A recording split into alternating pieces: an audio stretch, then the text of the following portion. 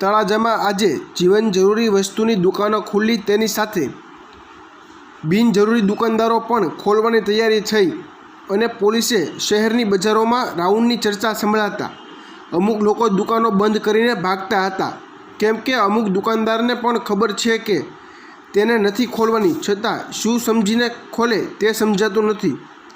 હવે કદાચ જેને છૂટ ન મળી હોય તેવા દુકાનદારો ઉપર કાયદાકીય કાર્યવાહી પણ કદાચ થશે.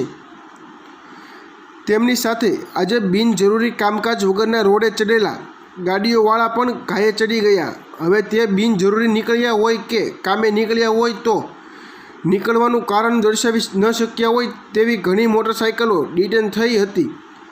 આ ફૂટ પેટ્રોલિંગમાં તળાજાના પોલીસ અધિકારી ગમારા સાથે ડી સ્ટાફના જમાદાર વિજયભાઈ, કપિલભાઈ, સામંતુભાઈ, મંજીભાઈ અને અન્ય પોલીસ સ્ટાફ જોડાયો હતો.